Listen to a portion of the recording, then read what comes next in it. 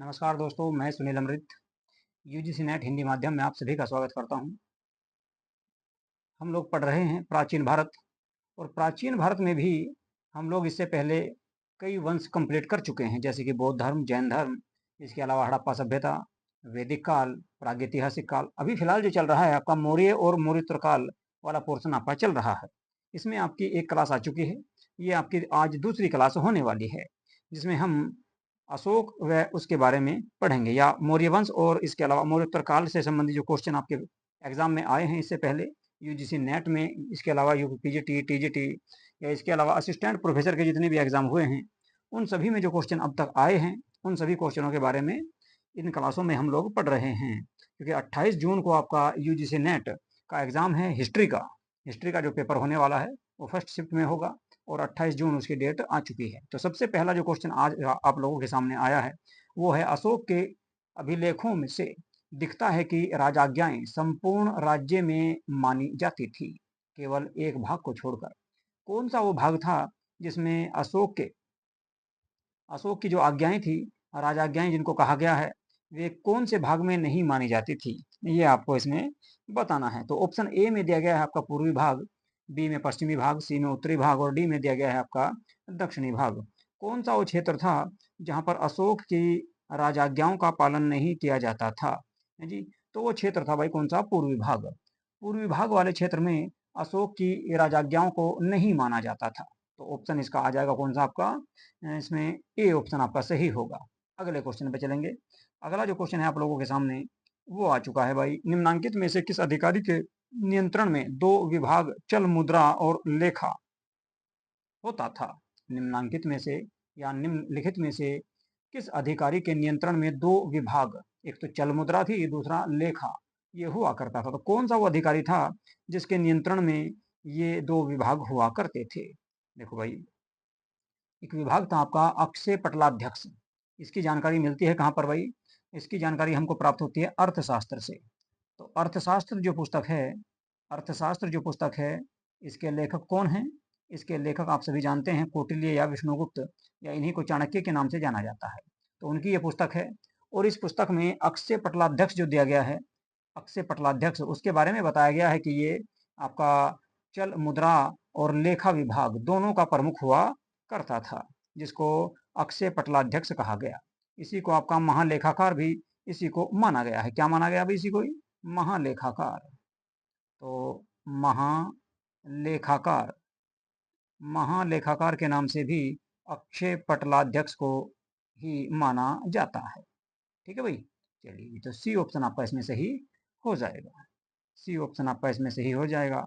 तो अक्षय पटलाध्यक्ष या महालेखाध्यक्ष जो हुआ करता था, इसके नियंत्रण में दो विभाग हुआ करते थे, एक को चल मुद्रा विभाग कहा गया और एक को लेखा विभाग के नाम से जाना गया है। लेखा विभाग के नाम से जाना गया है। ठीक है जी, चलिए अगले क्वेश्चन की बात करेंगे। अगला जो क्वेश्चन है आप लोगों के सामने वो आ चुका है भाई, किस शिलालेख में अशोक अपने को पियदसी लाजा मगधे कहता है? यानी कि कौन सा वो अभिलेख है जिसमें अशोक अपने आप को पियदसी लाजा मगधे के नाम से संबोधित करता है? देखिए भाई, एक अभिलेख प्राप्त हुआ है आपका जयपुर से। जयपुर जो राजस्थान की राजधानी है, राजस्थान राज्य की राजधानी है जयपुर, यहाँ से भाब्रू अभिलेख प्राप्त हुआ है। कौन सा? भाब्रू अभिलेख। भाब्रू अभिलेख जो है आपका राजस्थान जयपुर से प्राप्त हुआ है। भाब्रू अभिलेख या शिलालेख इसको कहा जाएगा। ये आपका कहाँ से प्राप्त हुआ भाई? राजस्थान के जयपुर से प्राप्त हुआ है। इसमें अशोक अपने आप को जो है, अपने आप को पियदसी लाजा मगधे के नाम से संबोधित करता है। इसके अलावा इसी अभिलेख में बौद्ध धर्म के त्रिरत्न, बौद्ध धर्म का जो त्रिरत्न है, बौद्ध धर्म के जो त्रिरत्न हैं, त्रिरत्न किनको कहा गया? बुद्ध, धम्म और संघ। बुद्ध, बुद्ध, धम्म, धम्म, इसके अलावा संघ, इसके अलावा संघ, ये त्रिरत्न हैं आपके बौद्ध धर्म के। तो इनका उल्लेख भी, इनके कुछ उदाहरण भी आपको देखने को मिलते हैं कहाँ पर भाई? इनके उदाहरण भी आपको भाब्रू अभिलेख या भाब्रू शिलालेख में प्राप्त होते हैं, जो जयपुर राजस्थान से प्राप्त हुआ है। तो इसी में पियदसी लाजा मगधे के नाम का उल्लेख प्राप्त होता है। तो बी ऑप्शन आपका इसमें सही रहेगा। अगले क्वेश्चन पे चलेंगे। अगला जो क्वेश्चन है वो है भाई आपका, सम्राट अशोक ने महाराष्ट्र में बौद्ध धर्म के प्रचार हेतु किस प्रचारक को भेजा था? बताओ भाई। है जी, महाराष्ट्र के क्षेत्र में किसको भेजा गया? महाराष्ट्र के क्षेत्र में किसको भेजा गया? महाधम्मरक्षत। महाधम्मरक्षत नाम का जो आपका भिक्षुक हुआ करता था, महाधर्म रक्षत रक्षित, महाधर्म रक्षित को महाराष्ट्र के क्षेत्र में बौद्ध धर्म का प्रचार प्रसार करने के लिए भेजा गया था। इसके अलावा बात करूं महारक्षित की, तो महारक्षित जो थे इनको भेजा गया भाई यूनान देश में, यूनान के क्षेत्र में इनको भेजा गया। कहाँ पर? यूनान के क्षेत्र में इनको भेजा गया। बात करें महादेव की, तो महादेव को भेजा गया मैसूर के क्षेत्र में, जिसे महिष मंडल कहा गया। क्या कहा गया? महिष मंडल उसको कहा गया। महिष मंडल, महिष मंडल उसको कहा गया। तो महिष मंडल के क्षेत्र में, या इसको लिख सकते हैं आप भाई मैसूर, मैसूर के क्षेत्र में भेजा गया था। किनको भाई? मैसूर के क्षेत्र में भेजा गया। मैसूर कहाँ पे पड़ेगा? कर्नाटक में। तो महादेव को भेजा गया। इसके अलावा अगर बात करें सोन व उत्तरा, सोन व उत्तरा को सुवर्ण भूमि भेजा गया। सुवर्ण भूमि, सुवर्ण भूमि इनको भेजा गया भाई। सुवर्ण भूमि, सुवर्ण भूमि भी आपका कर्नाटक के क्षेत्र में पड़ता है। तो सुवर्ण भूमि इनको भेजा गया। और महारक्षित को आपको देख ही दिया, इसका जो आंसर रहेगा महाराष्ट्र। तो महाराष्ट्र के क्षेत्र में भेजा गया था किसको भाई? महाराष्ट्र के क्षेत्र में भेजा जाएगा किसको? महाधर्म रक्षित को। तो सी ऑप्शन इसका सही हो जाएगा इस क्वेश्चन के अनुसार। अगले क्वेश्चन पे चलेंगे।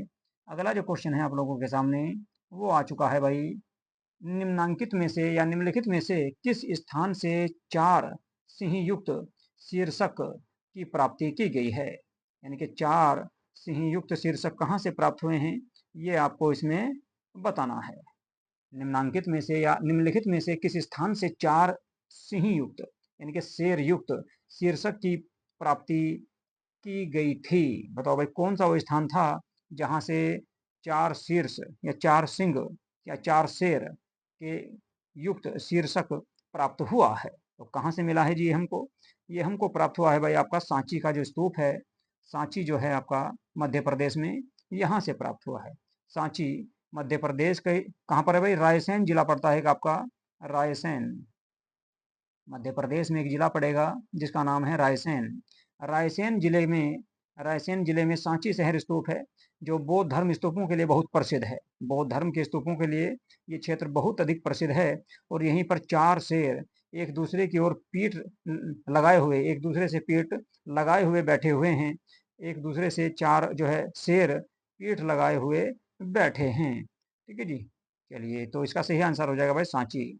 सांची लोरिया नंदन सॉरी लोरिया अरराज और रामपुरवा अभिलेख जो है ये हमको कहाँ से मिले भाई? ये दोनों के दोनों हमको बिहार से प्राप्त हुए हैं। कहाँ से? बिहार से ये प्राप्त हुए हैं। ये दोनों बिहार से प्राप्त हुए हैं। ठीक है भाई, तो बी आंसर इसका हमारा सही हो जाएगा। अगले क्वेश्चन को देखेंगे, क्वेश्चन नंबर 36 और आज का क्वेश्चन नंबर 6। मौर्यों के केंद्रीकृत राज्य का स्वरूप अशोक के समय पितृवत हो गया, यह स्पष्ट रूप से उसके किस अभिलेख में उल्लेखित किया गया है? यानी कि अशोक का कौन सा शिलालेख है जिसमें इस बात की जानकारी मिलती है जी, इस बात की जानकारी मिलती है कि अशोक के समय पितृवत हो गया था क्या?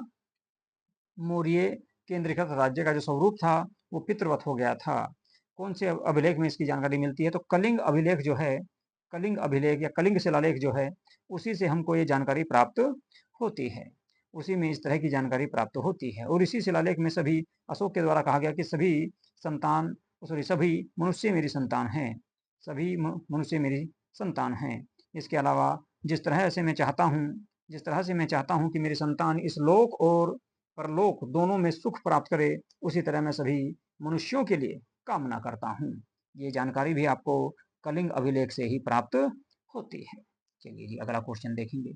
अगला जो क्वेश्चन है क्वेश्चन नंबर 37 और आज का क्वेश्चन नंबर 7। मौर्य प्रशासन में कुपाध्यक्ष प्रभारी अधिकारी थे। बताओ भाई, कुपाध्यक्ष जो थे ये कौन हुआ करते थे?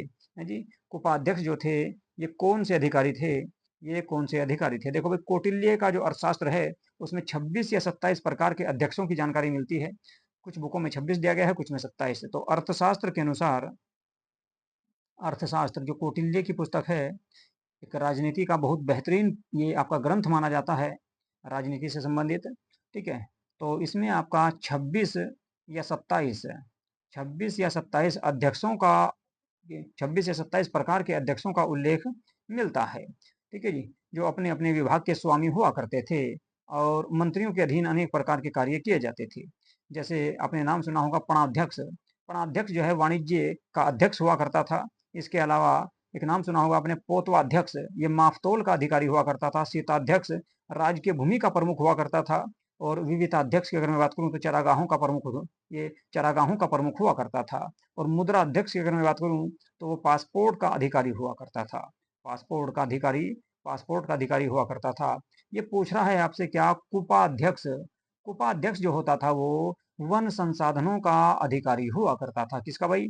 वन संसाधनों का अधिकारी हुआ करता था। तो डी आंसर इसका आपका सही हो जाएगा। डी आंसर आपका इसमें सही हो जाएगा। अगले क्वेश्चन की बात करेंगे। अगला जो क्वेश्चन है, अशोक के किस शिलालेख में कारुवाकी और पुत्र तीवर का उल्लेख मिलता है? बताओ भाई, कौन सा वो शिलालेख है जिसमें अशोक की पत्नी कारुवाकी और उसके पुत्र तीवर का उल्लेख हमको प्राप्त होता है? नाम सुना होगा आपने रानी का अभिलेख। रानी का अभिलेख, रानी के अभिलेख के बारे में जानकारी प्राप्त होगी आपको। कहाँ से मिला भाई? ये कौशाम्बी से। ये कौशाम्बी से प्राप्त हुआ है। कौशाम्बी से प्राप्त हुआ है। कौशाम्बी आपका, कौशाम्बी अधम है। कौशाम्बी आपका उत्तर प्रदेश में आपका एक जिला है, प्रयागराज के निकट कौशाम्बी। तो यहाँ से प्राप्त हुआ है रानी का अभिलेख। रानी का अभिलेख। बात करें खोज की, तो इसकी खोज जो है, इसकी जो खोज की गई थी, इसकी जो खोज की गई थी वो 1834 ईस्वी में, 1834 ईस्वी में, 1834 ईस्वी में इसकी खोज की गई। 1834 ईस्वी में इसकी खोज की गई। किसके द्वारा? एक अंग्रेज अधिकारी थे जिनका नाम था कैप्टन बर्ट। कैप्टन बर्ट के द्वारा, कैप्टन बर्ट के द्वारा, बैट के ऊपर बर्ट, कैप्टन बर्ट के द्वारा इस स्थल की खोज की गई, इस अभिलेख की खोज की गई जिसे रानी का शिलालेख के नाम से जाना गया। इसी में कारुवाकी के दान देने का उल्लेख भी किया गया है।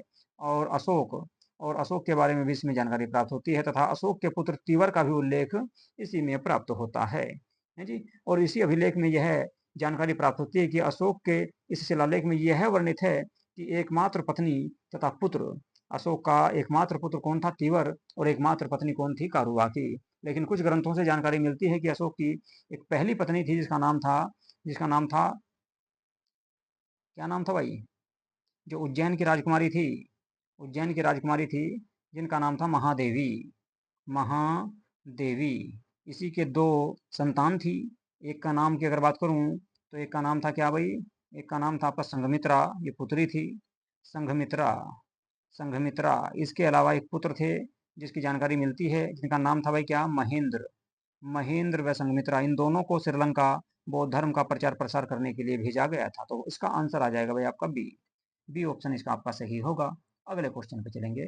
अगला जो क्वेश्चन है, चरक निम्न किस शासक का समकालीन था? यानी कुल मिलाकर चरक जो थे, चरक संहिता के लेखक बहुत एक विद्वान व्यक्ति थे, आयुर्वेद थे, आयुर्वेद आचार्य थे, ये चिकित्सक थे। ये किसके दरबार में रहा करते थे? चरक जो हैं, ये इनके काल की जानकारी मिलती है किसके बारे में?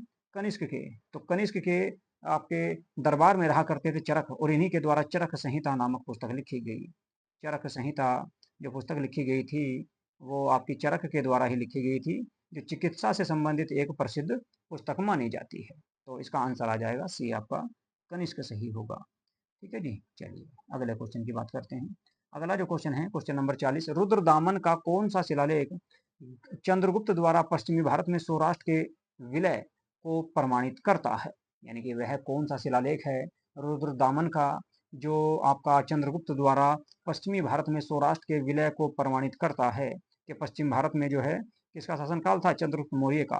क्योंकि जूनागढ़ अभिलेख जो है, जूनागढ़ अभिलेख से हमको सुदर्शन झील की जानकारी प्राप्त होती है। किसकी भाई? सुदर्शन। सुदर्शन झील की जानकारी प्राप्त होती है हमको। सुदर्शन झील की जानकारी कहाँ से मिलती है? सुदर्शन झील की जानकारी मिलती है हमको गिरनार पर्वत से। गिरनार पर्वत। और ऐसा कहा गया है कि गिरनार पर्वत पर सुदर्शन झील का निर्माण चंद्रगुप्त मौर्य के समय उसके राज्यपाल पुष्यगुप्त के द्वारा करवाया गया था। किसके द्वारा भाई? पुष्यगुप्त के द्वारा करवाया गया था। पुष्यगुप्त के द्वारा इस झील का निर्माण करवाया गया, जो चंद्रगुप्त मौर्य का एक राज्यपाल हुआ करता था। इसी ने आपका क्या करा? आपका सुदर्शन झील का निर्माण करवाया। इस बात की जानकारी जूनागढ़ अभिलेख से प्राप्त होती है। तो इससे ही पता लगता है कि भाई चंद्रगुप्त मौर्य द्वारा पश्चिमी भारत में सौराष्ट्र के विलय को प्रमाणित किया गया, यानी कि कुल मिलाकर इस क्षेत्र में भी चंद्रगुप्त मौर्य का शासनकाल था।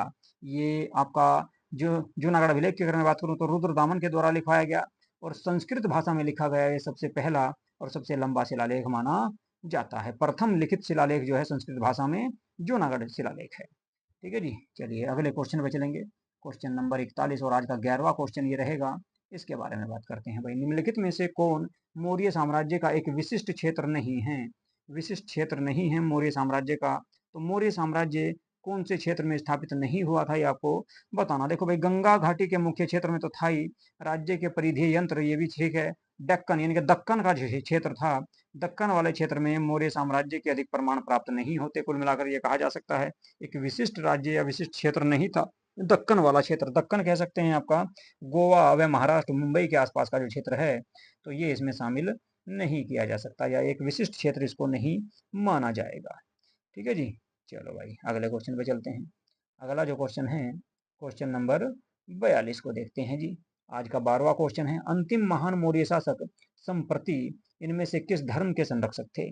संप्रति जो है अंतिम मौर्य महान शासक माने जाते हैं, तो इन्होंने कौन से धर्म को संरक्षण प्रदान किया? भाई इन्होंने आपका जैन धर्म को संरक्षण प्रदान किया था। जैन धर्म को संरक्षण प्रदान किया इन्होंने। जबकि बात करें अशोक की, तो अशोक ने बौद्ध धर्म को संरक्षण प्रदान किया था, बौद्ध धर्म को संरक्षण प्रदान किया था। और बिंदुसार की अगर बात करें जो अशोक के पिता थे, उनके द्वारा आपका कौन सा धर्म है? एक धर्म था जो आजीवक संप्रदाय जिसको कहा गया, आजीवक संप्रदाय के वे अनुयायी माने जाते हैं। जबकि चंद्रगुप्त मौर्य खुद जैन धर्म को मानते थे, इस बात की जानकारी हमको प्राप्त होती है। तो संप्रति जो है वे जैन धर्म के संरक्षक या अनुयायी उनको कहा जाएगा, जिसने हजारों जैन तीर्थंकरों मंदिरों का निर्माण करवाया। इन्हीं के द्वारा अनेक मंदिरों का निर्माण करवाया गया था। ठीक है जी, तो उनका नाम था भाई क्या? संप्रति। संप्रति के द्वारा अनेक जैन मंदिरों का निर्माण करवाया गया। तो उससे इस बात की जानकारी मिलती है कि भाई जो आपके संप्रति हैं ये जैन धर्म के संरक्षक थे और इन्होंने उज्जैन में भी एक मंदिर का निर्माण करवाया था। ये उज्जैन के शासक हुआ करते थे, उज्जैन इनकी राजधानी हुआ करती थी। तो कुल मिलाकर आपका सी ऑप्शन इसमें सही हो जाएगा। अगले क्वेश्चन को देखेंगे। अगला जो क्वेश्चन है ये एक आपका संस्कृत का श्लोक है भाई, अरुणोदय यवन साकेतम अरुणोदय यवनो मध्यमिकाम। शुंग काल के यवन आक्रमण के बारे में यह उल्लेख किस ग्रंथ में मिलता है? ये आपको बताना है कि कौन सा वो आपका ग्रंथ है जिसमें संस्कृत का ये श्लोक प्राप्त होता है हमको।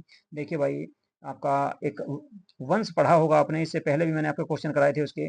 शुंग काल, सॉरी इसके बाद कराऊंगा अभी, ठीक है, मौर्य काल के बाद आएगा मौर्योत्तर काल में शुंग काल। ठीक है, शुंग काल का जो संस्थापक था वो था पुष्यमित्र शुंग।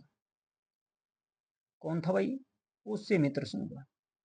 पुष्यमित्र शुंग, और पुष्यमित्र शुंग के द्वारा ही शुंग वंश की स्थापना की। इसी के दरबार में एक विद्वान व्यक्ति रहा करते थे जिनका नाम था पतंजलि। पतंजलि जो है इन्हीं के दरबार में रहा करते थे और इनके द्वारा महाभाष्य की रचना की गई। इन्हीं के द्वारा महाभाष्य की रचना की गई। महाभाष्य ग्रंथ की जो रचना की गई, ये संस्कृत का व्याकरण का रचना जो है ग्रंथ था। तो इसी में इस बात की हमको जानकारी प्राप्त होती है या इस श्लोक की जानकारी प्राप्त होती है। मालविकाग्नि मित्रम की अगर मैं बात करूं तो ये आपका कालिदास की एक रचना थी जो शुंग काल से ही संबंधित है। हर्षचरित की बात करें तो हर्षचरित जो है ये हर्षवर्धन से संबंधित है, आर्यभट्ट की ये पुस्तक मानी जाती है। हरिवंश पुराण की बात करें तो ये आपका वेदों से संबंधित है। अगला क्वेश्चन देखेंगे, शक क्षत्रप रुद्रदामन की पुत्री का विवाह सातवाहन नरेश वशिष्ठी पुत्र पुलवामी से होना किस अभिलेख से सूचित होता है? यानी कौन से अभिलेख में इस बात की जानकारी मिलती है कि आपका जो रुद्रदामन था शक वंश का शासक, इसने अपनी पुत्री का विवाह सातवाहन वंश के शासक जिसका नाम था वशिष्ठी पुत्र पुलवामी से विवाह किया था। इस बात की जानकारी हमको भाई कन्हेरी अभिलेख से प्राप्त होती है। कन्हेरी अभिलेख से इस बात की जानकारी प्राप्त होती है कि वशिष्ठी पुत्र पुलवामी की रानी महाक्षत्रपी जो शक वंश के शासक रुद्रदामन की पुत्री थी, रुद्रदामन की पुत्री थी। इस बात की इसमें जानकारी मिलती है, कन्हेरी अभिलेख से हमको इस बात की जानकारी प्राप्त होती है। ठीक है जी, चलिए अगले क्वेश्चन पे चलेंगे। अगला जो क्वेश्चन है वो है आपका क्वेश्चन नंबर 45। क्वेश्चन नंबर 45 को देखेंगे तो सही आंसर क्या होगा भाई। क्वेश्चन नंबर 45 की अगर मैं बात करूं तो देखिए, नीचे दिए गए सातवाहन शासकों को सही काल क्रमानुसार व्यवस्थित कीजिए। इनके कुल मिलाकर इनका सही क्रम हमको मिलाना है। सबसे पहला शासक देखो भाई, आप सभी को पता है कि कौन थे, सिमुक थे। जब आपको पता कि सिमुक जो है सातवाहन वंश के संस्थापक थे, तो डी ऑप्शन पहले आ जाएगा, और डी केवल आपका ए में दिया गया है। लेकिन और भी देख लेते हैं। इसके बाद आपके सतकर्णी प्रथम आए। सतकर्णी प्रथम की अगर बात करूं, उसके बाद बात करें गौतमी पुत्र सतकर्णी, और आपके जो है वशिष्ठी पुत्र श्री पुलवामी, ये भी आपके बाद में शासक आए थे। तो कुल मिलाकर अगर मैं बात करूं सातवाहन वंश के शासकों की, तो सबसे पहले सिमुक बने। सिमुक के बाद अगर बात करें तो सिमुक के बाद एक शासक आए थे जिनका नाम था कृष्ण। कृष्ण के बाद सतकर्णी प्रथम आए, उसके बाद होल आए, गौतमी पुत्र सतकर्णी आए, वशिष्ठी पुत्र पुलवामी और यज्ञश्री सतकर्णी। कुछ इस प्रकार से इस वंश के शासकों की जानकारी हमको प्राप्त होती है। लेकिन इसका जो आंसर सही होगा वो आपका ए ऑप्शन से ही हो जाएगा। अगले क्वेश्चन पे चलेंगे। अगला क्वेश्चन है, निम्नलिखित में से कौन सा कथन सत्य नहीं है? यानी कि कुल मिलाकर हमको गलत कथन देखना है। देखो भाई, यदि आप लोग हमारे चैनल पर पहली बार आए हैं और आप लोगों ने हमारा चैनल सब्सक्राइब नहीं किया है, तो प्लीज़ हमारे चैनल को सब्सक्राइब अवश्य कर लें, क्योंकि इस चैनल पर आपको यूजीसी नेट से संबंधित सभी जानकारी आपकी समय समय पर प्राप्त होती रहती है। इसके अलावा बात करूं पेपर 1 की, तो पेपर 1 की सभी यूनिट लगभग आपकी कंप्लीट होने को है।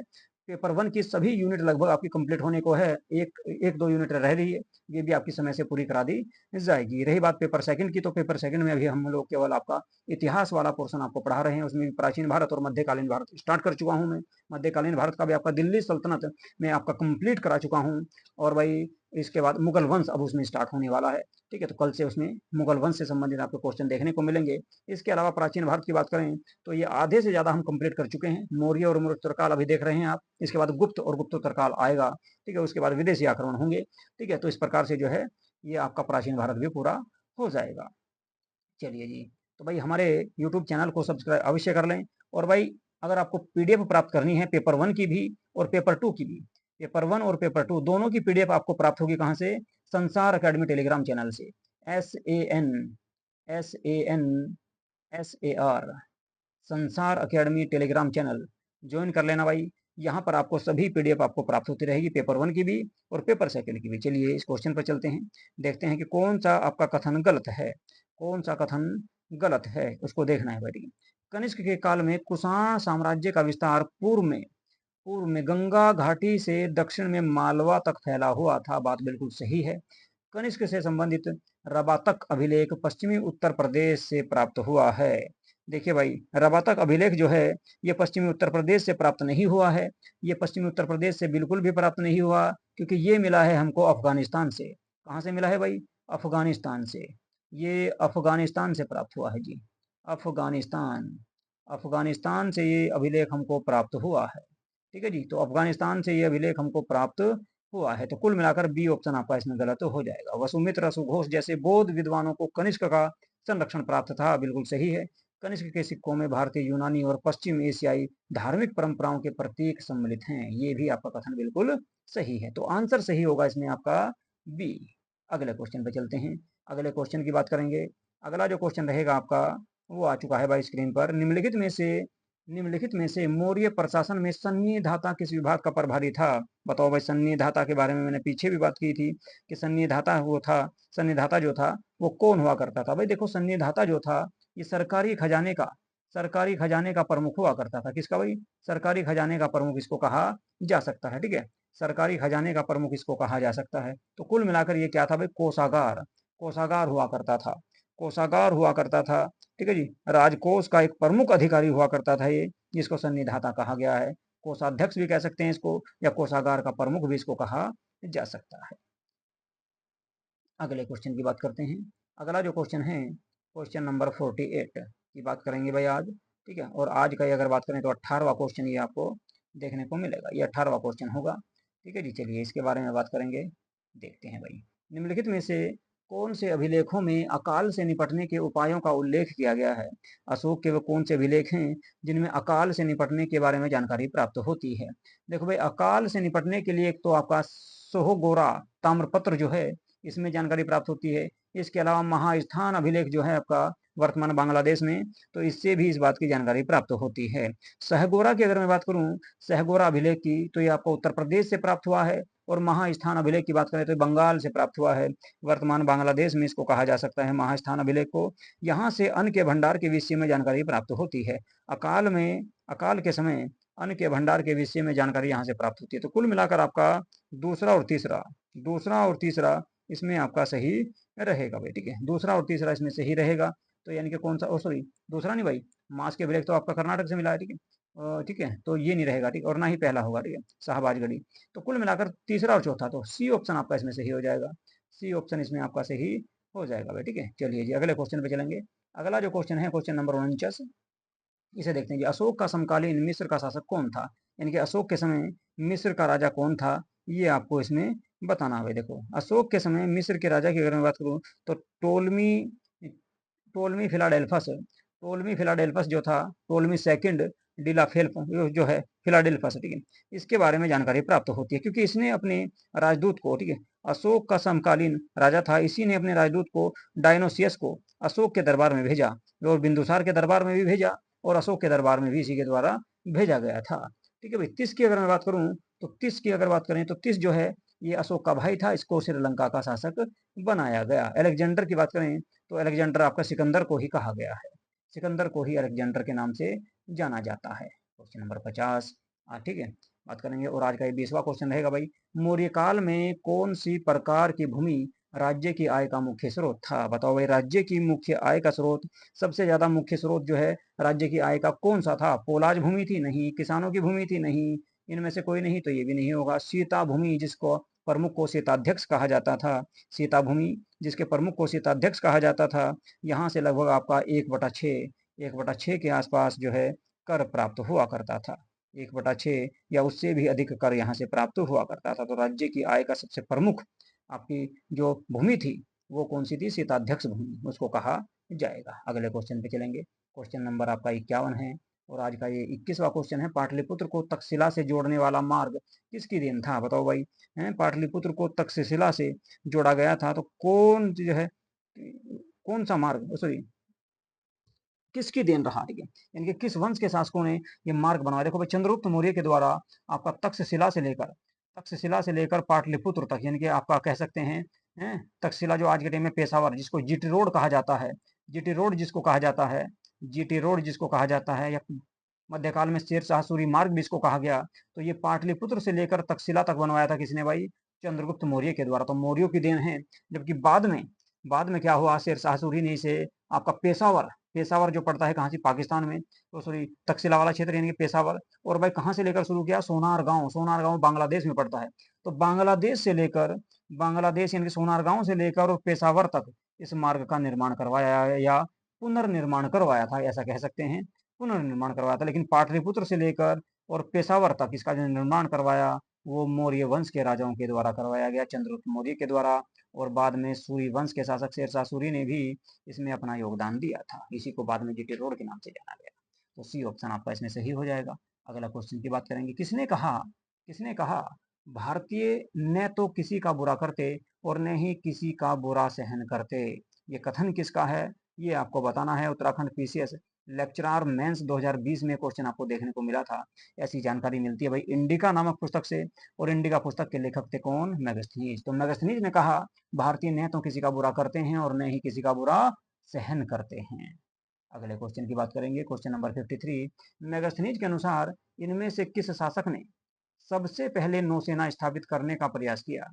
तो सबसे पहले नौसेना स्थापित करने का प्रयास किसके द्वारा किया गया था, ये आपको इसमें बताना है। देखिए भाई, नौसेना स्थापित करने का जो प्रयास किया गया सबसे पहले, वो किया गया था किसके द्वारा?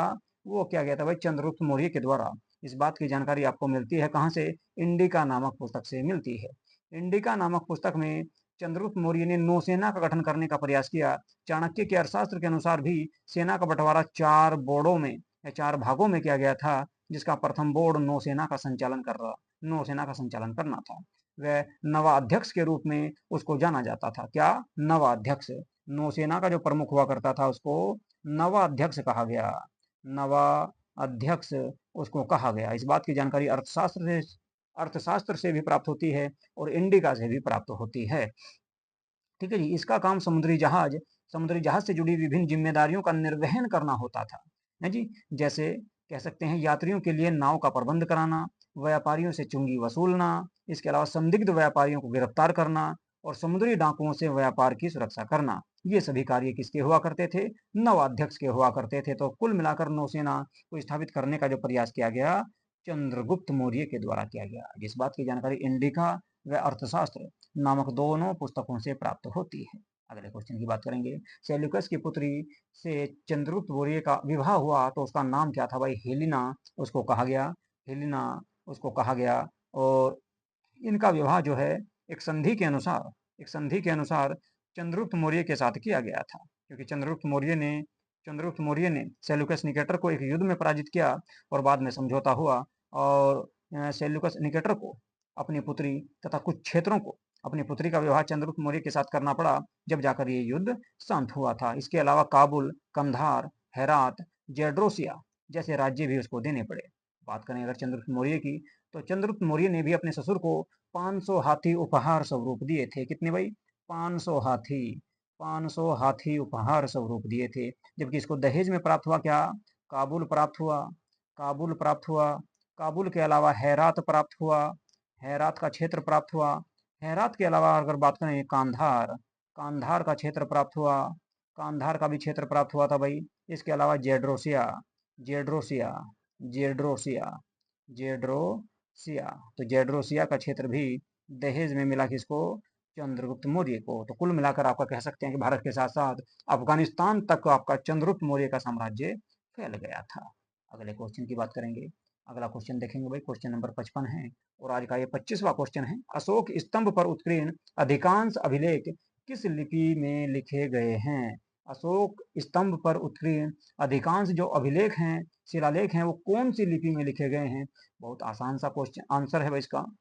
आप सभी जानते होंगे कि अशोक के सबसे ज्यादा जो शिलालेख प्राप्त हुए हैं वो ब्राह्मी लिपि में प्राप्त हुए हैं, ब्राह्मी लिपि में प्राप्त हुए हैं। ब्राह्मी लिपि के अलावा खरोष्टी, खरोष्टी लिपि से भी इसके कुछ अभिलेख प्राप्त हुए हैं अफगानिस्तान व पाकिस्तान के क्षेत्र से, खरोष्टी लिपि में। इसके अलावा अरमाइक, अरमाइक, अरमाइक जो लिपि थी, अरमाइक जो लिपि थी ये ईरान के क्षेत्र की, फारस के क्षेत्र की थी, तो इसमें भी कुछ आपके अभिलेख प्राप्त हुए हैं। इसके अलावा बात करें ग्रीक भाषा में भी, ग्रीक भाषा में भी अशोक के शिलालेख प्राप्त हुए हैं, अशोक के शिलालेख प्राप्त हुए हैं। और सबसे अधिक तो मिले हैं वे कौन से? ब्राह्मी लिपि में, सबसे अधिक ब्राह्मी लिपि में मिले हैं।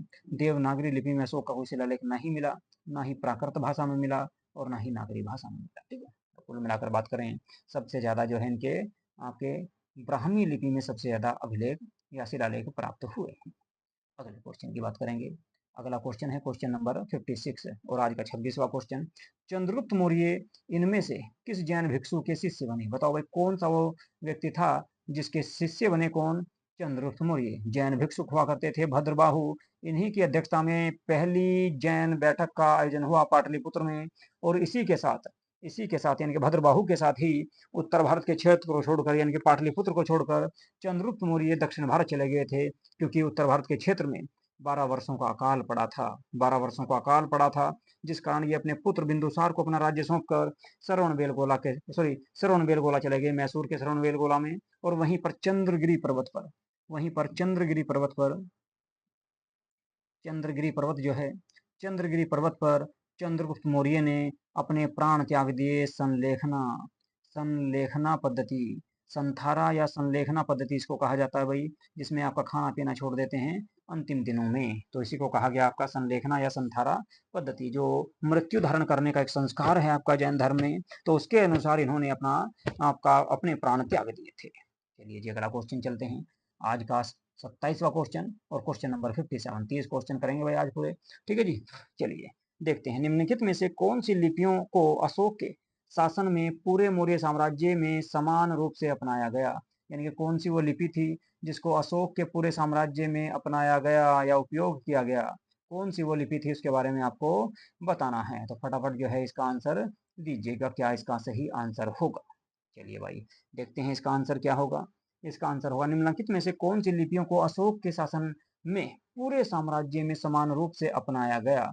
यानी कि कौन सी वो लिपि थी जिसको पूरे साम्राज्य में प्रयोग में लाया गया? तो देखिए भाई ब्राह्मी लिपि जो है, ब्राह्मी लिपि के शिलालेख अशोक के लगभग सभी जगह से प्राप्त हुए हैं। तो ब्राह्मी लिपि का प्रयोग लगभग पूरे भारत में या पूरे राज्य में या साम्राज्य में किया जाता था, ऐसी जानकारी हमको प्राप्त होती है। अगले क्वेश्चन की बात करेंगे, क्वेश्चन नंबर 58 और आज का 28वां क्वेश्चन। मौर्यों ने सेल्यूकस निकेटर को किस शासक के शासन में हराया था? किस शासक के शासन में हराया मौर्यों ने? तो भाई देखिए सेल्यूकस निकेटर को हराया था चंद्रगुप्त मौर्य ने, और फिर इसकी पुत्री से विवाह किया था। पिछले क्वेश्चन में इसके बारे में बात की थी मैंने आपसे। ठीक है जी, चलिए अगले क्वेश्चन की बात करेंगे। अगला जो क्वेश्चन है वो है आपका 59। इनमें से किस शिलालेख के तहत अशोक ने स्वयं को उपासक घोषित किया था? बताओ भाई, उपासक जो है अशोक ने किस शिलालेख में अपने आप को उपासक घोषित किया? उपासक जो घोषित किया गया वो क्या गया भाई? माइनर रोक एडिक्ट वन। माइनर रोक एडिक्ट वन में अशोक ने अपने आप को उपासक घोषित किया। क्या घोषित किया भाई? उपासक घोषित किया। अभी 2.5 दिन बीते हैं, इसमें अशोक ने कहा कि अभी 2.5 दिन बीते हैं जब मैं संकल्पित रूप से एक शाक्य यानी कि बुद्ध का सामान्य अनुयायी बना हूँ। प्रारंभ में मैं समर्पित नहीं था, किंतु बीते 1 वर्ष में मैं संघ के काफी निकट आ गया हूँ। संघ के काफी निकट आ गया हूँ। इसी लेख में अशोक कहता है कि उसने भूदेवों यानी कि ब्राह्मणों को मिथ्या साबित कर दिया है। मिथ्या मतलब कि झूठा, ब्राह्मणों को झूठा साबित कर दिया है। इस बात की जानकारी कहाँ से मिलती है? इस बात की हमको जानकारी मिलती है संख्या लघु शिलालेख संख्या 1 जो है आपका रूपनाथ संस्करण इसको कहा गया है। रूपनाथ संस्करण भी इसको कहा गया। क्या भाई? रूपनाथ संस्करण। रूपनाथ संस्करण। रूपनाथ संस्करण के नाम से भी इस अभिलेख को या शिलालेख को जाना जाता है। रूपनाथ संस्करण। रूपनाथ संस्करण संस्करण के नाम से भी इसको जाना जाता है जी। इसी को आपका और क्या कहा गया? इसी को लघु शिलालेख भी कहा गया भाई। लघु शिलालेख भी इसी को कहा गया। लघु शिलालेख। लघु शिलालेख। लघु शिलालेख। माइनर रोक एडिक्ट। माइनर रोक एडिक्ट संख्या 1 इसको कहा जाता है। तो इसमें इस बात की जानकारी मिलती है। और आज का भाई आखिरी क्वेश्चन, आज का जो अंतिम क्वेश्चन है, क्वेश्चन नंबर 60 और आज का 30वां ये क्वेश्चन है। 30 क्वेश्चन इससे पिछली क्लास में करे थे हम। ठीक है जी। भारतीय पुरालेख से संबंधित अधोलिखित कथनों को पढ़िए। पढ़िए भाई क्या क्या दिया गया है इनमें, और उसका सही आंसर आपका असत्य कथन देखना। फिर बाद में लास्ट में पढ़िएगा आपको असत्य कौन कौन से कथन हैं ये हमको इसमें देखने हैं। ठीक है, असत्य कौन सा है देखो भाई। खरोष्टी लिपि जो कि बाएं से दाएं लिखी जाती थी मुख्यतः प्राचीन भारत के गांधार क्षेत्र में व्यवहृत थी। बिल्कुल बात सही है, बात बिल्कुल सही है। गुप्त ब्राह्मी का विकास सिद्ध मंत्रिका नामक लिपि से हुआ। ये बात भी बिल्कुल सही है। गुप्त ब्राह्मी लिपि जो है उसका विकास सिद्ध मंत्रिका नामक लिपि से हुआ है। जेम्स प्रिंसेप ने प्रियदर्शी नाम से जारी किए गए अभिलेखों के शासक के रूप में मौर्य शासक की अशोक की पहचान की है। ये बिल्कुल गलत है भाई। जेम्स प्रिंसेप ने प्रियदर्शी नाम से जारी किए गए अभिलेखों के शासन के रूप में ये जानकारी प्राप्त की है मौर्य शासक की नहीं की। उसने श्रीलंका के राजा तिस की पहचान की थी। मौर्य शासक के रूप में अशोक की पहचान ना करके देखो भाई उसने पहचान की थी किसकी? तिस की।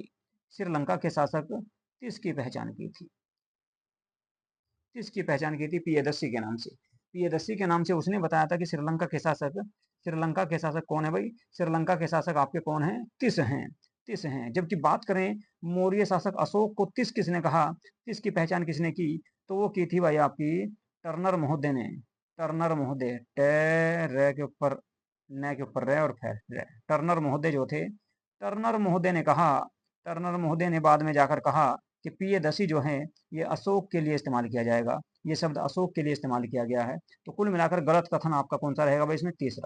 तीसरा आपका गलत कथन होगा। तो सी ऑप्शन इसमें आपका सही हो जाएगा, यानी कि सी ऑप्शन आपका गलत है। ठीक है भाई, तो ये थी आज की आपकी क्लास। आप लोगों को आज की क्लास कैसी लगी इसके बारे में आप लोग जरूर बताएं। आप लोगों को मैंने बताया भाई कि आप लोगों को अगर ये पीडीएफ आपको प्राप्त करनी है जी, पेपर 1 की भी और पेपर 2 की भी। पेपर 1 और पेपर 2 दोनों की पीडीएफ आप लोगों को मिल जाएगी। कहाँ से? ये मिलेगी संसार अकेडमी टेलीग्राम चैनल से। तो संसार अकेडमी टेलीग्राम चैनल से आप जो है ये पीडीएफ प्राप्त कर सकते हैं। और अगर आप हमारे चैनल पर पहली बार आए हैं, आप लोगों ने हमारा चैनल सब्सक्राइब नहीं किया है, तो प्लीज़ हमारे चैनल को सब्सक्राइब जरूर कर लें, क्योंकि यहाँ पर आपको जो है पेपर 1 और पेपर 2 की संपूर्ण जानकारी और संपूर्ण वीडियो आपको ये क्लासे बिल्कुल निःशुल्क फ्री में आपको कराई जा रही है। चलिए जी, यहीं पे करूँगा आज की क्लास को समाप्त। नमस्कार।